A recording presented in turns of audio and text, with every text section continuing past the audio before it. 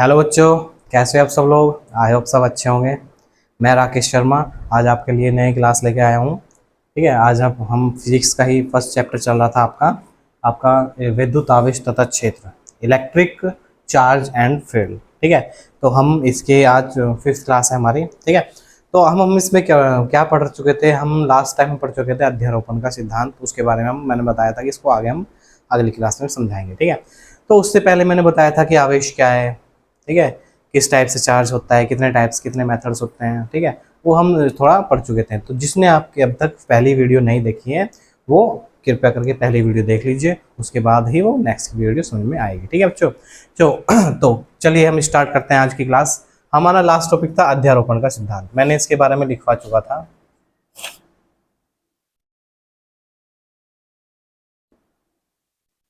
अध्यारोपण का सिद्धांत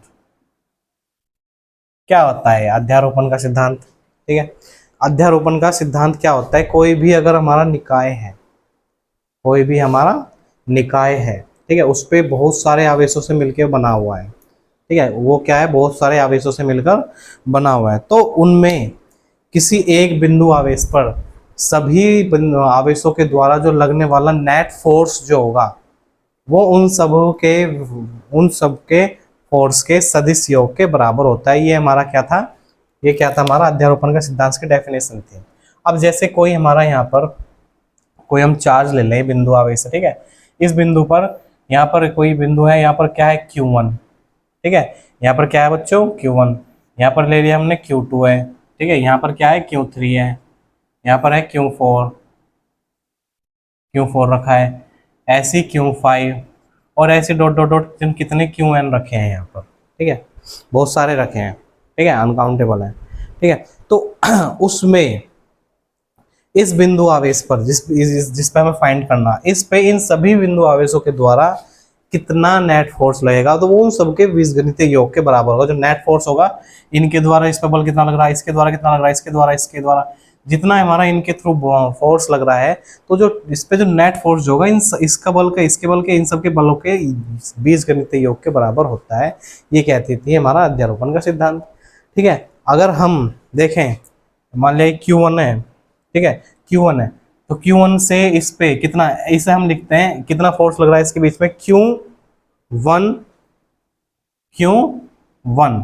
ठीक है, तो Q1 से लग रहा है हमारा 1 2। ठीक है, तो ये जो फोर्स हमने माना इसके बीच में, ये हमारा फोर्स 1 2 हो गया। ठीक है, 2 की तरफ से, सॉरी 1 1 है ना, तो यहाँ पर हम इसे मान लेंगे, इसे हम मान लेंगे Q2। Q2 की तरफ से कितना फोर्स लगेगा आपका, Q2 की तरफ से आपका लगेगा F1। ये F1 होगा, यहाँ पर क्या होगा F2 होगा। ठीक है, यहाँ पर क्या होगा हमारा F3 होगा, और यहाँ पर क्या होगा हमारा F4 F3। ठीक है, ये क्या होगा हमारा F5। ठीक है, इतने इतने बल लग रहे हैं हमारे पास। ठीक है, इन्हें हम अगर ये 1 के, अगर हम ये क्या है हमारे 1 से लग रहे हैं, क्योंकि हम इसे 1 मान लेते हैं, तो 1 2 भी मान सकते हैं, 1 3 भी मान सकते हैं, 1 4 भी मान सकते हैं, 1 5 भी मान सकते हैं, 1 Q 1 N भी मान सकते हैं, FN 1 N की तरफ से लगेगा। ठीक है, तो ये बल हमने अपनी तरफ से नाम दे दिया इन्हें, 1 2 3 4 जो भी है। ठीक है, अब इसमें जो है, जो हमारा टोटल बल जो होगा, अब टोटल बल कितना होगा हमारा। ठीक है, इसमें कितना बल जो होगा हमारा, जो टोटल फोर्स जो होगा, इस पे जो लगने वाला जो बल होगा, वो फोर्स कितना होगा, इसे हम F क्या क्या नोट कर लेते हैं, हम इसे F1 नोट कर लेते हैं। इसे कितना नोट कर लेते हैं F1। बाकी F1 2 की तरफ से कितना लग रहा है। ठीक है, ये जो बल जो होगा ये कितना होगा, इन सब के बीजगणितीय योग के बराबर होगा। 1 2 plus F1 3 plus F1 4 dot dot dot F1 5, sorry N, जितने उसमें हमारे आवेश बिंदु आवेश होंगे ना, तो उतने हमारे बलों के योग के बराबर हो जाएगा। अब हम इन सब की वैल्यू हमने पढ़ा था, दो बिंदु आवेशों के बीच में हम जो बल निकालते हैं वो किस फॉर्मूले से निकालते हैं, कूलाम के नियम के अनुसार। तो कूलाम के नियम के अनुसार इसका जो फॉर्मूला होगा 1/4 pi epsilon not Q1 Q2 बटे R 1 2 का स्क्वायर, और यूनिट कैप होगा यहाँ पर 1 2। यूनिट वेक्टर क्या लगा देंगे हम, 1 2 या 2 1 में, दूरी तो हम उल्टी नापते हैं ना, तो 2 1 लिखेंगे दूरी को, हम क्या लिखेंगे बच्चों, 2 1। ठीक है, 2 से 1 के बीच की डिस्टेंस, ठीक है, प्लस दूसरे का F13 कितना होगा, 1/4πε0, ये हुआ Q1 Q3 बटे कितना, R31 का स्क्वायर, डॉट में हो जाएगा यूनिट वेक्टर R31। ठीक है बच्चों, सिमिलरली हमारा क्या हो जाएगा, डॉट डॉट डॉट डॉट हमारा क्या होगा, F1 का हम देखते हैं तो क्या होगा, 1/4πε0 Q1 Qn अपॉन RN1 का square into unit vector RN1, unit vector RN1। अब देखो इन सब में से 1/4πε0 कॉमन आ रहा है, उसे कॉमन ले लेंगे, 1/4ε0 हमने कॉमन ले लिया, तो यहाँ पर कितना बचेगा, यहाँ पर बचेगा Q1 Q2 बटे R21 का स्क्वायर यूनिट वेक्टर R21 का cap, plus Q1 Q3 upon कितना हो जाएगा, R21 का स्क्वायर इंटू यूनिट वेक्टर 31। ठीक है, सिमिलरली हमारा डॉट डॉट डॉट डॉट यहाँ पर कहा जाएगा Q1 Qn अपॉन RN1 का square into unit vector RN1, इतना हो जाएगा। ठीक है, और इसे हम, ये देखो ये सब सारी टर्म्स जो है लगभग सिमिलर हैं, तो इन्हें हम समेशन की फॉर्म में लिख सकते हैं। तो समेशन क्या हो जाएगा, F1 जो नेट हो जाएगा 1/4πε0, 1/4πε0, और यहाँ पर हम इनको सबका ऐड है ना, सबका सम है ना, तो हम सबका समेशन इस टाइप से लिखेंगे, समेशन ऑफ Q1 तो सब में सेम है, यहाँ पर आ जाएगा QI, क्योंकि ये चेंज हो रहा है 2 3 से लेके n तक। ठीक है, जहां पर I की जो वैल्यू है वो है 2 से लेके n तक, जहां पर I की वैल्यू कितनी है बच्चों, 2 से लेके n तक। ठीक है, Q1 QI अपॉन R में देखो 1 तो पीछे सबके सेम है, तो I आ जाएगा I1 का स्क्वायर इंटू यूनिट वेक्टर कितना आ जाएगा, I1 का कैप। ठीक है, ये जो फॉर्मूला होगा ये होगा हमारे उस पे लगने वाले नेट फोर्स के बराबर, उस बिंदु पर लगने वाले नेट फोर्स के बराबर ये जो बल होगा, ये अध्यारोपण के सिद्धांत का फॉर्मूला होगा। ठीक है बच्चों, आप इसका स्क्रीनशॉट ले सकते हो। ठीक है, स्क्रीनशॉट ले लीजिए इसका। ठीक है बच्चों, चलिए अब नेक्स्ट टॉपिक पे चलते हैं। ठीक है, नेक्स्ट टॉपिक है हमारा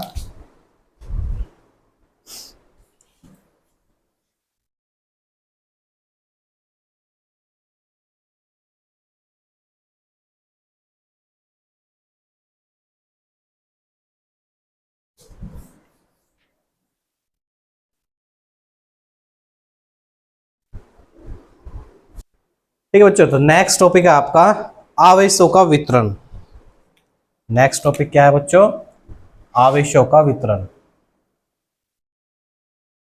आवेशों का वितरण। ठीक है बच्चों, आवेशों का जो वितरण है वो कैसे होता है। ठीक है, आवेशों का जो वितरण होगा यानी कि डिस्ट्रीब्यूशन, ठीक है, तो वो दो टाइप से होता है हमारा। किससे होता है, दो टाइप से। नंबर 1 होता है आपका सतत आवेश वितरण, और नंबर 2 होता है आपका असतत आवेश वितरण। ठीक है, तो हम इसको अब हम लिख देंगे, यहाँ पर हम लिख देंगे दो टाइप से होता है। नंबर 1 क्या होता है हमारा, सतत आवेश वितरण, सतत आवेश वितरण, और नंबर 2 होता है हमारा असतत आवेश वितरण।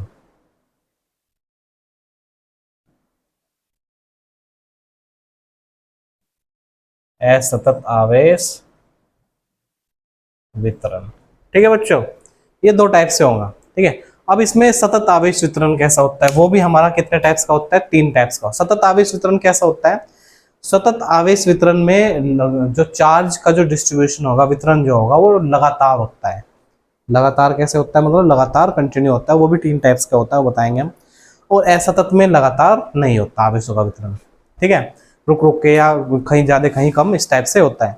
तो हमारा जो नेक्स्ट है, हमारा इसके जो टाइप्स हैं वो क्या है, सतत आवेश वितरण के भी हमारे कितने टाइप्स होते हैं, 3 टाइप्स होते हैं। ठीक है, नंबर फर्स्ट कौन सा टाइप होता है, रेखीय आवेश वितरण। क्या होगा बच्चों, रेखीय आवेश वितरण। ठीक है, नंबर टू क्या होता है आपका, नंबर 2 होता है आपका पृष्ठीय आवेश वितरण। नंबर 2 क्या होता है बच्चों, पृष्ठीय आवेश वितरण।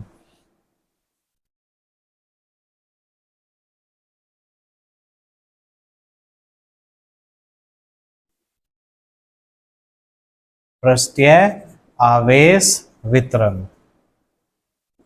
ठीक है बच्चों, पृष्ठीय पृष्ठीय आवेश वितरण। ठीक है, नेक्स्ट है आपका आयतन आवेश वितरण। नंबर 3 क्या है बच्चों आपका, आयतन आवेश वितरण। ठीक है, ये जो टाइप्स होते हैं, ये टाइप्स होते हैं सतत आवेश वितरण के, सॉरी, हाँ, सतत आवेश वितरण के। किसके होते हैं, सतत आवेश वितरण के टाइप्स होते हैं। असतत आवेश वितरण का कोई टाइप्स नहीं है। ठीक है, तो हम इसमें डीपली पढ़ेंगे सतत आवेश वितरण के बारे में। ठीक है, तो नई हेडिंग स्टार्ट करते हैं। ठीक है, नया टॉपिक स्टार्ट करते हैं इसी में ही, रेखीय सतत आवेश वितरण के बारे में बताते हैं सबसे पहले। ठीक है, आप इसका स्क्रीनशॉट ले सकते हो, बाकी आगे चलते हैं। ठीक है, चलिए, तो ये क्या हमारा, सबसे पहले हम पढ़ते हैं किसके बारे में बच्चों, सतत आवेश वितरण के बारे में। ठीक है, जब किसी वस्तु पर जब किसी वस्तु पे आवेशों का जो वितरण होगा, आवेशों का वितरण एक समान रूप से होता है।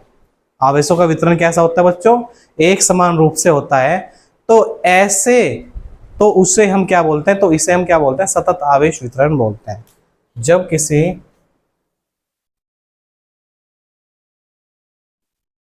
जब किसी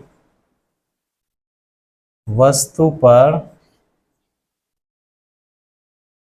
आवेशों का वितरण एक समान रूप से होता है,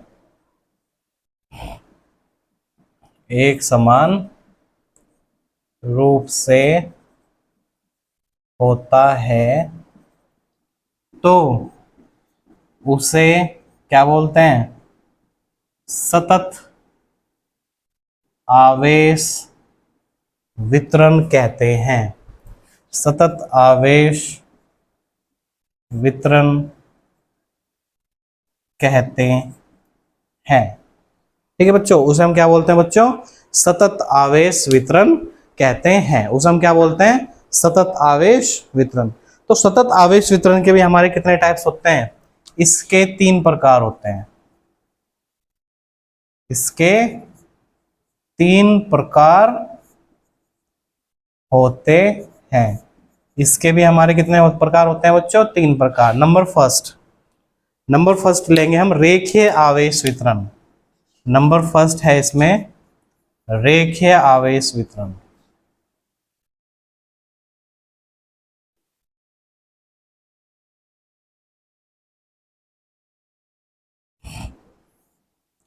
रेखीय आवेश वितरण क्या होता है, रेखीय आवेश वितरण क्या होता है, तो जब आवेश का वितरण किसी पदार्थ पर, जब हम आवेश का वितरण किसी पदार्थ पर एक रेखा के अनुदिश एक समान रूप से होता है। ठीक है, एक रेखा के अनुदिश कैसा होता है बच्चों, एक समान रूप से होता है, तो उसे हम रेखीय आवेश वितरण कहते हैं। ठीक है, तो जब आवेशों का वितरण, जब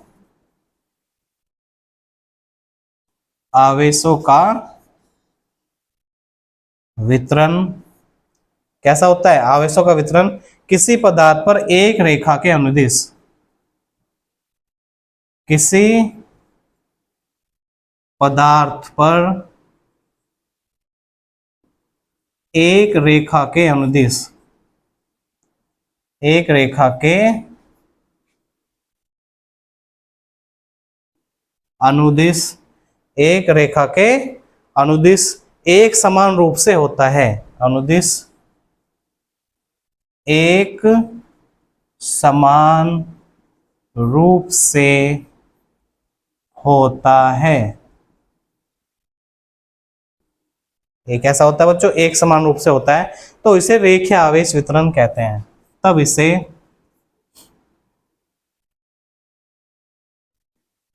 क्या कहते हैं बच्चों? रेखीय आवेश वितरण कहते हैं।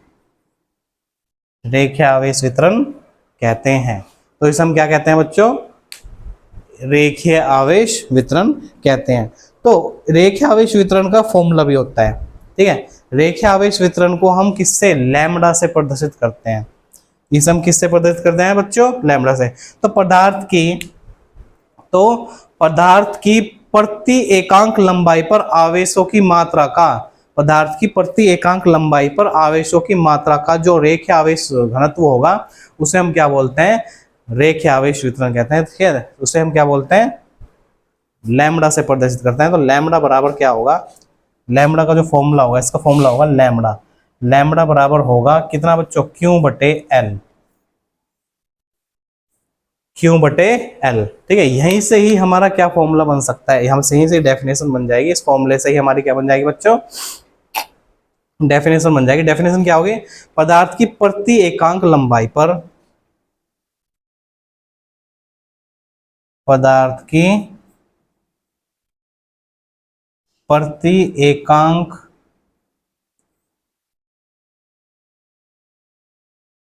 लंबाई पर, पदार्थ की प्रति एकांक लंबाई पर आवेश की मात्रा को रेखीय आवेश घनत्व, आवेश की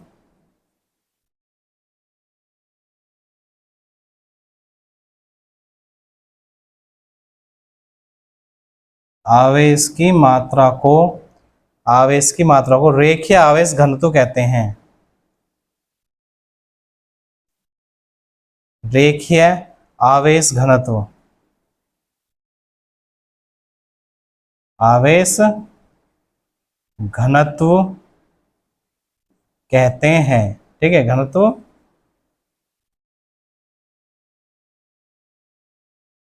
कहते हैं, ठीक है। तो इसे हम लैम्ब्डा से डिनोट करते हैं। तो लैम्ब्डा बराबर क्या हो जाएगा आपका? क्यू बटे एल। लैम्ब्डा बराबर क्या हो जाएगा बच्चों आपका? क्यू बटे एल। तो ये जो होता है हमारा, ये होता है रेखीय आवेश घनत्व। ये क्या होगा इसका? रेखीय आवेश घनत्व। इसका मात्रक क्या होगा? इसका मात्रक देखो बच्चों क्या होगा? इसका मात्रक क्या होगा? इसका मात्रक होगा कूलाम पर मीटर। इसका मात्रक क्या होगा बच्चों? कूलाम पर मीटर। ये क्या होगा? इसका मात्रक होगा। इसकी विमा क्या होगी? विमा देखो इसकी क्या होगी बच्चों? ये आपको पता है, होना चाहिए। ये आपका अगर पूछ लिया तो आपको सब कुछ लिखना पड़ेगा, तभी आपको क्या होगा? इसका नंबर मिलेगा। आवेश, आवेश की विमा क्या होती है बच्चों? एटी। लंबाई की विमा होती है लेंथ। और विमा को हम किस में डिनोट करते हैं? बिग ब्रैकेट के अंदर, ठीक है। तो हम इसे में जब ऊपर ले जाएंगे तो क्या हो जाएगा? ये ए एल टी या l t minus l minus one t into a, ऐसे भी लिख सकते हैं, ठीक है। ये जो होगी हमारी किसकी होगी? रेखीय आवेश घनत्व का विमा होगी, ठीक है। आप इसका स्क्रीनशॉट ले लीजिए, ठीक है बच्चों। तो ये था हमारा रेखीय आवेश घनत्व। अब था हमारा नेक्स्ट था नंबर टू पे। नंबर टू पे था हमारा पृष्ठीय आवेश घनत्व। नंबर टू पे क्या है हमारा? पृष्ठीय आवेश घनत्व। पृष्ठीय आवेश घनत्व, ठीक है। ये पृष्ठीय आवेश वितरण, पृष्ठीय आवेश वितरण पढ़ रहे हैं हम, तो वितरण लिखेंगे, ठीक है। तो पृष्ठीय आवेश वितरण जो होगा हमारा, वो क्या होगा? किसी वस्तु के पृष्ठ पर एक समान रूप से वितरित आवेश जो होगा वो हमारा क्या होगा? पृष्ठीय आवेश वितरण होगा, ठीक है बच्चों। तो किसी वस्तु के पृष्ठ पर, किसी वस्तु के पृष्ठ पर, किसी वस्तु के पृष्ठ पर आवेशों का वितरण, आवेशों का वितरण, आवेशों का वितरण एक समान रूप से होता है,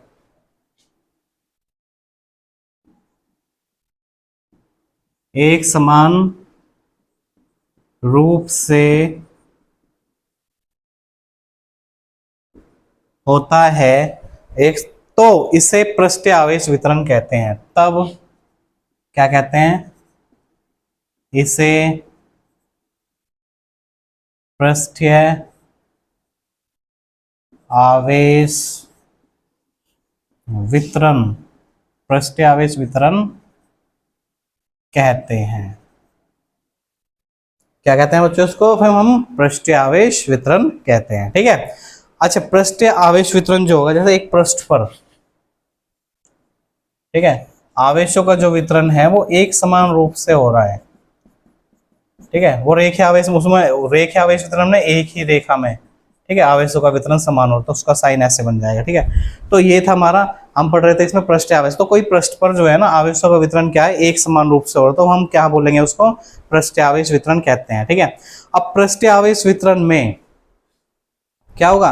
पृष्ठीय आवेश वितरण में जो होगा हमारा, क्या फॉर्मूला होगा? पृष्ठीय आवेश वितरण का क्या फॉर्मूला होगा? ठीक है, तो देखो इसका पृष्ठीय आवेश वितरण का जो फॉर्मूला होगा वो होगा ये, साइन बराबर कितना होगा? Q बटे ए। अब जो आवेशों का वितरण है वो कित पे होगा? एक पृष्ठ पर होगा। पृष्ठ का क्षेत्रफल क्या होगा? एरिया, ए से डिनोट करेंगे। ठीक है, तो इसका हम आवेशों का वितरण बोलेंगे क्या? ये साइन क्या होगा? ये सिग्मा न्यू। ठीक है, तो सिग्मा इक्वल टू क्या होगा? Q अपॉन ए। ठीक है, तो ये जो होगा हमारा फॉर्मूला क्या होगा? पृष्ठीय आवेश वितरण का फॉर्मूला होगा। अब इससे हम डेफिनेशन अगर हम बताएं, ठीक है, तो पृष्ठ के प्रति एकांक क्षेत्रफल पर, पृष्ठ के प्रति एकांक क्षेत्रफल पर आवेश की मात्रा का, आवेश की मात्रा को पृष्ठीय आवेश घनत्व कहते हैं। घनत्व से निकालते हैं ना हम, तो क्या होगा? पृष्ठ के प्रति एकांक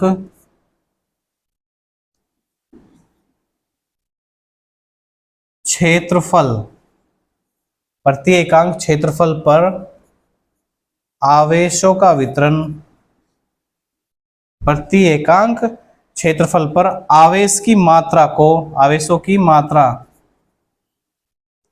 मात्रा को क्या कहते हैं? पृष्ठीय आवेश घनत्व कहते हैं। को पृष्ठीय आवेश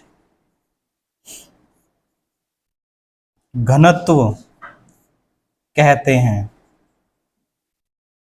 पृष्ठीय आवेश घनत्व क्या कहते हैं बच्चों? पृष्ठीय आवेश घनत्व कहते हैं। ठीक है, अच्छा, अब इसका मात्रक देखो क्या होगा बच्चों? इसका मात्रक, इसका मात्रक क्या होगा बच्चों? कूलाम पर एरिया, एरिया का मात्रक क्या हो? मीटर स्क्वायर, तो इसका मात्रक होगा कूलाम पर, कूलाम पर मीटर स्क्वायर, कूलाम पर मीटर स्क्वायर। और इसकी विमा क्या होगी बच्चों? ठीक है, विमा, कूलाम की विमा क्या होती है? 80 एम्पेयर, एम्पेयर सेकंड। और मीटर का क्या हो? एल स्क्वायर, मीटर का क्या होता है हमारा? एल स्क्वायर, मीटर स्क्वायर है तो। ठीक है, अब हम जब इसको ऊपर ले जाएंगे तो क्या हो जाएगा? एल की -2 टी ए या ए टी, ये भी हमारा क्या हो जाएगा? हमारा इसकी विमीय, इसका विमीय सूत्र हो जाएगा। ठीक है बच्चों, नेक्स्ट है हमारा नंबर 3 पर आ जाओ। ठीक है, नंबर 3 पर आएगा हमारा, क्या होगा नंबर 3 पर? हमने बताया था आयतन, क्या था भाई? आयतन आवेश वितरण। नंबर 3 पे क्या था हमारा? आयतन आवेश वितरण। नंबर 3 क्या था हमारा? आयतन आवेश वितरण।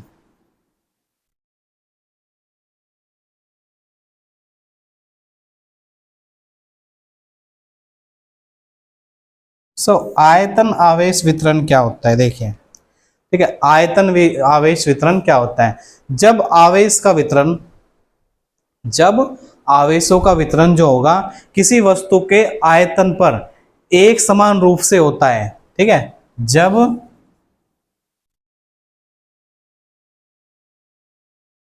आवेशों का वितरण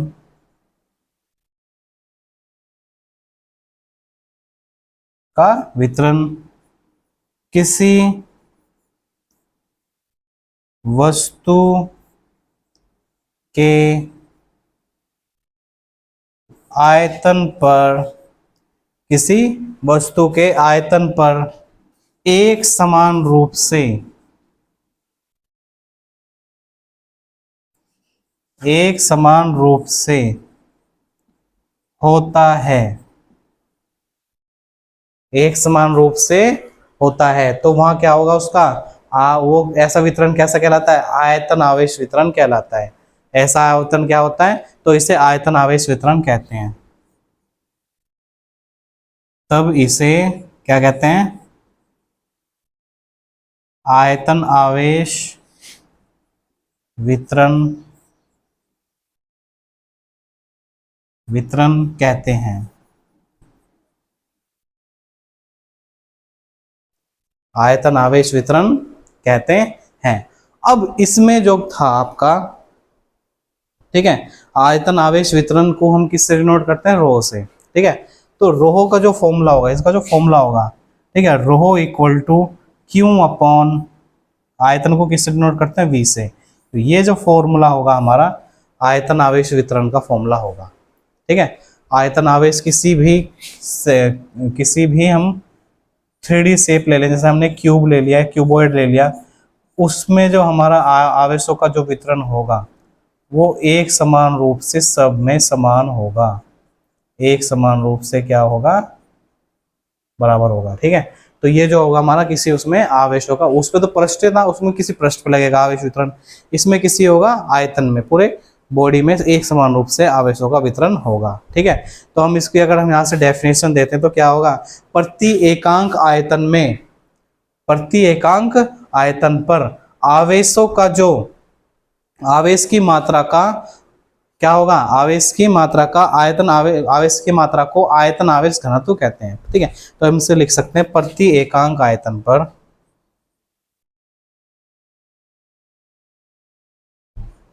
प्रति एकांक आयतन पर आवेशों को, आवेश की मात्रा को, आवेश की मात्रा को क्या कहते हैं, क्या कहते हैं, आयतन आवेश घनत्व कहते हैं।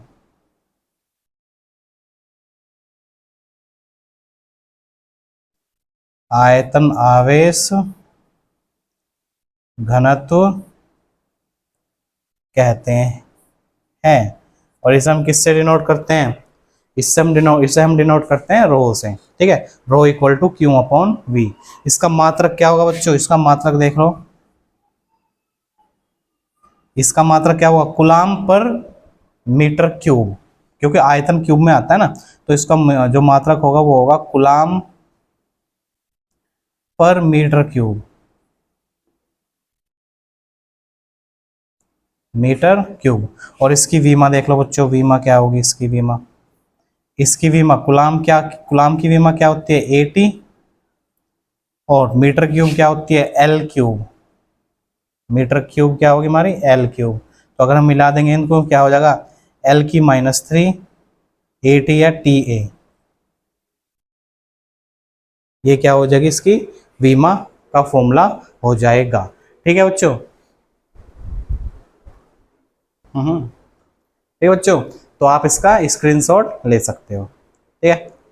तो ये थे हमारे सतत आवेश वितरण के टाइप्स, ये थे बच्चों आपके सतत आवेश वितरण के टाइप्स, ठीक है।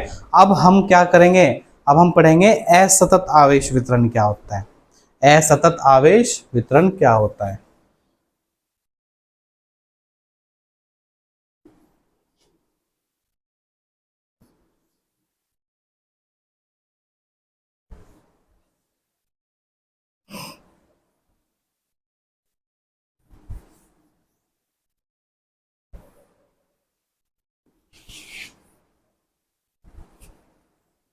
चलिए, असतत आवेश वितरण देखिए क्या होता है, असतत आवेश वितरण।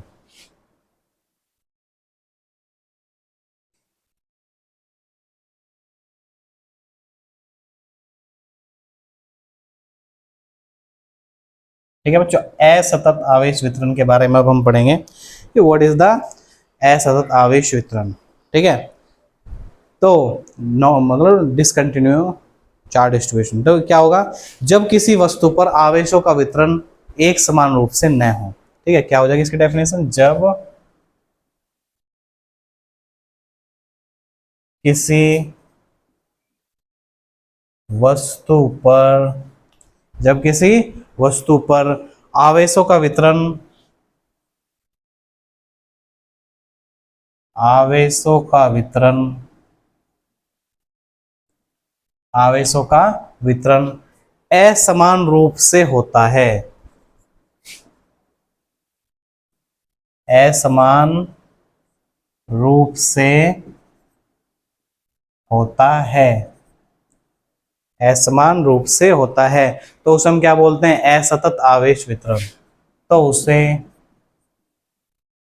क्या कहते हैं बच्चों, असतत आवेश वितरण कहते हैं। ठीक है, तो उसे हम क्या बोलते हैं बच्चों, असतत आवेश वितरण कहते हैं। ठीक है, you can take the screenshot of this and this topic is over.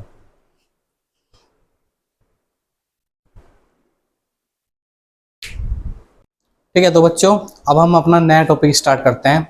नया टॉपिक है आपका वैद्युत क्षेत्र। न्यू टॉपिक है बच्चों आपका, इंपोर्टेंट टॉपिक है, इसमें से बहुत सारे न्यूमेरिकल्स और ये पूछा जाता है पेपर्स में आपका। वैद्युत क्षेत्र, वैद्युत क्षेत्र।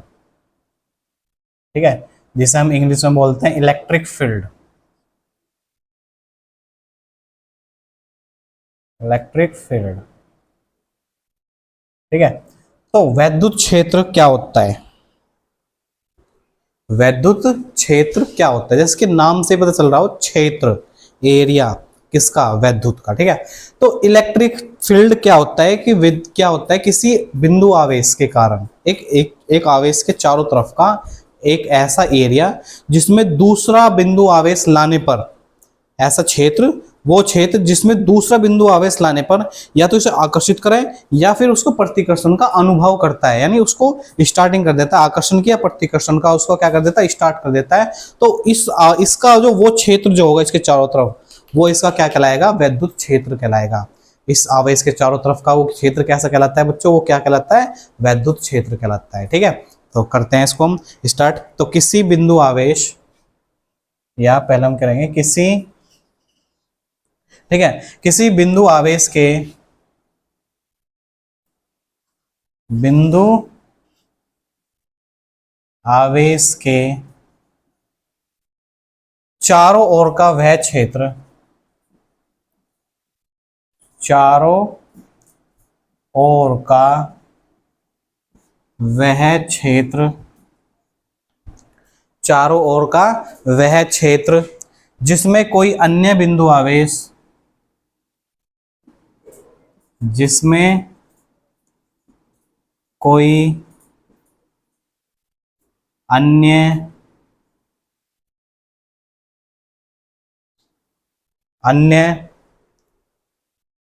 आवेश आकर्षण या प्रतिकर्षण का, आवेश आकर्षण या प्रतिकर्षण, आकर्षण या प्रतिकर्षण का अनुभव करता है, अनुभव करता है।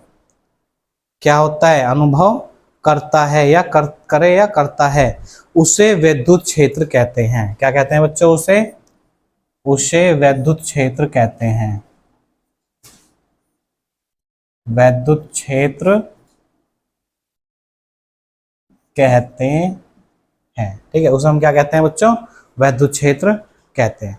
ठीक है, तो ये जो होता है हमारा क्या होता है, वैद्युत क्षेत्र। जैसे ये है, ये हमने क्या ले लिया, यहाँ पर क्या ले लिया, एक आवेश ले लिया, एक बिंदु आवेश ले लिया।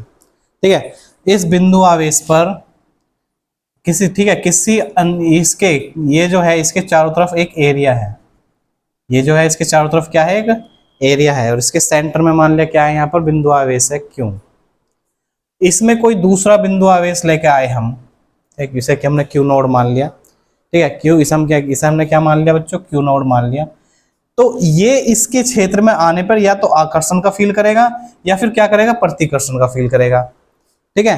तो इस बिंदु आवेश का इसके चारों ओर का ये जो क्षेत्र होगा, जहां से ये स्टार्टिंग कर देगा कि इसको आकर्षित या प्रतिकर्षित करना, वो ही हमारा क्या कहलाएगा, इसका इसका विद्युत क्षेत्र कहलाता है। वही क्या कहलाता है, इसका हमारा विद्युत क्षेत्र कहलाता है। ठीक है बच्चों, समझ गए विद्युत क्षेत्र क्या होता है, किसी भी बिंदु आवेश का वह क्षेत्र जिसमें जिसमें क्या होता है, कोई दूसरा आवेश आकर्षण या प्रतिकर्षण का फील करता है या अनुभव करता है, उसे हम क्या कहते हैं, उसका वैद्युत क्षेत्र कहते हैं। ठीक है बच्चों, अब इसके बाद हमारा नेक्स्ट टॉपिक क्या है, नेक्स्ट टॉपिक है हमारा वैद्युत क्षेत्र की तीव्रता। ये भी इंपॉर्टेंट है आपका, वैद्युत क्षेत्र की तीव्रता,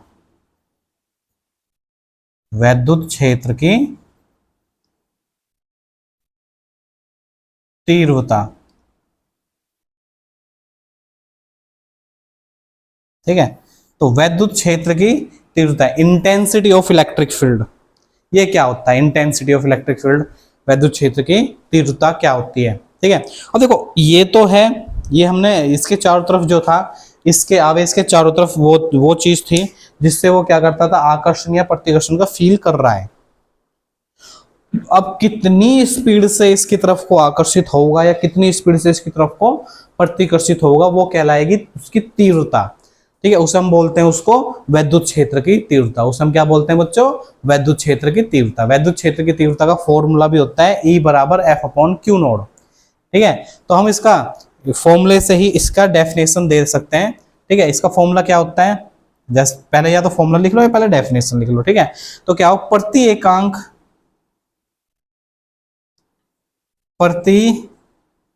ऐसे पहले क्या होगा, पहले डेफिनेशन लिखा उसके बाद फॉर्मूला लिख सकते हैं। ठीक है, ये अच्छा रहता है।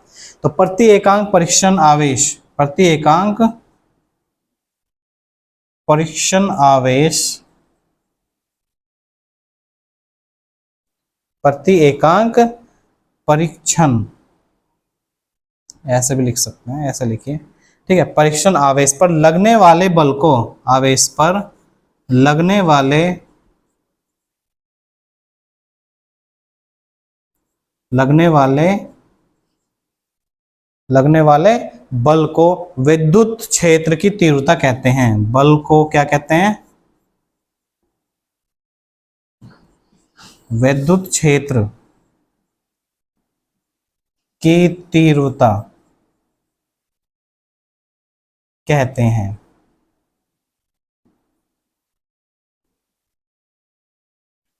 विद्युत क्षेत्र की तीव्रता कहते हैं। विद्युत क्षेत्र की तीव्रता का फॉर्मूला होता है F इज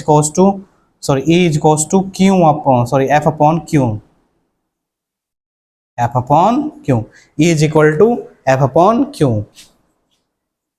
ठीक है, तो ये जो होगा वैद्युत क्षेत्र की तीव्रता। F कैसा था, यहाँ पर जो बल था वो क्या था, हम बल क्या कैसे निकालते हैं, बल हम निकालते हैं उस किससे निकालते हैं, बल विद्युत जो दो बिंदु आवेशों के जो बल था वो हम निकालते हैं कूलाम के नियम के अनुसार।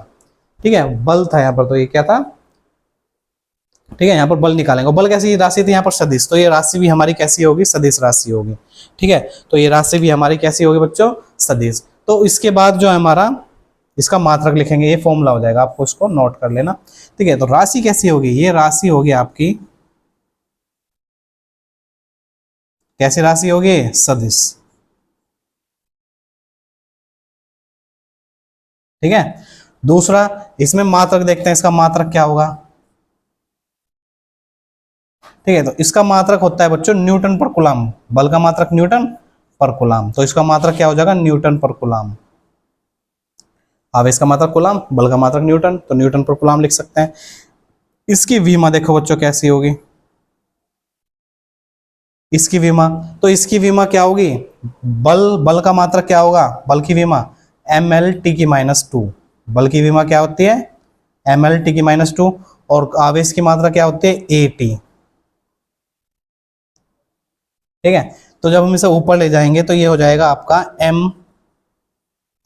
l t की -3 इंटू a की -1। ये जो विमा होगी, ये विमा किसकी होगी बच्चों? आपकी वैद्युत क्षेत्र की तीव्रता की विमा होगी। ठीक है, वैद्युत क्षेत्र की तीव्रता की विमा होगी। ठीक है, तो ये आप नोट कर लीजिए, फिर आपका नेक्स्ट टॉपिक स्टार्ट करेंगे। ये आप you can take the screenshot of this.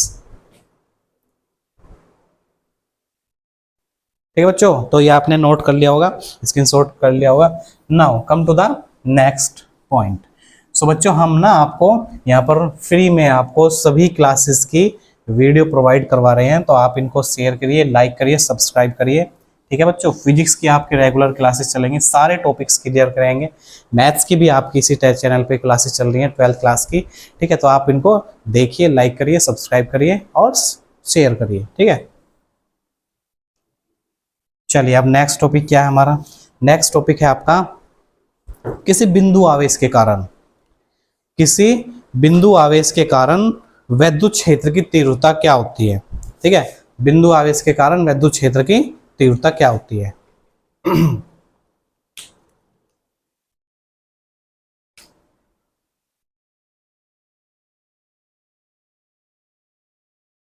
बिंदु आवेश के कारण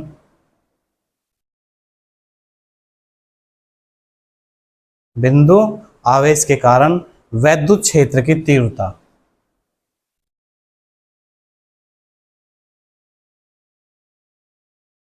वैद्युत क्षेत्र की तीव्रता कैसे निकालते हैं? देखो ये अच्छा है पॉइंट। ठीक है, आपको पेपर में पूछा जा सकता है। ठीक है, तो यहां पर क्या है दो आवेश है हमारे पास। ये क्या है? दो आवेश हैं। एक पर चार्ज है Q, प्लस भी हो सकता है माइनस भी। एक पे ले लिया हमने Q नोड, बिंदु आवेश।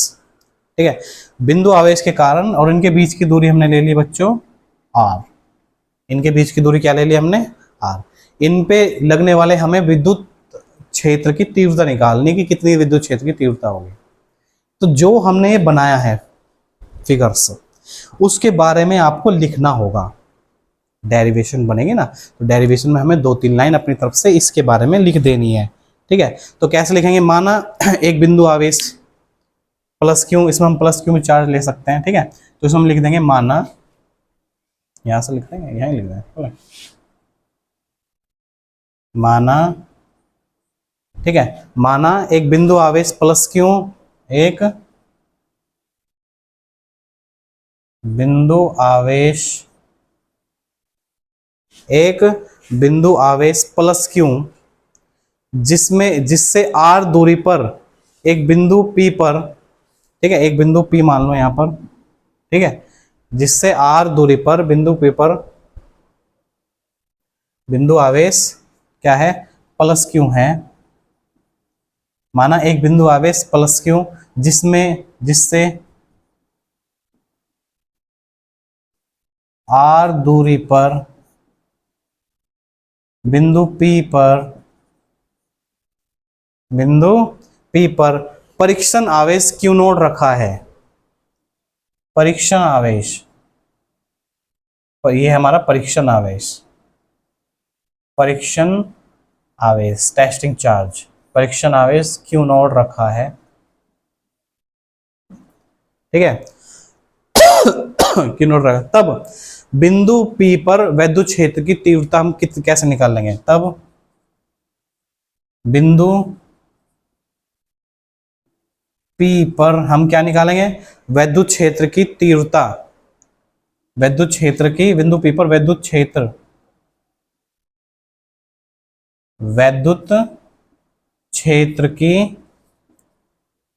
तीव्रता हमें निकालनी है, तीव्रता ज्ञात करनी है।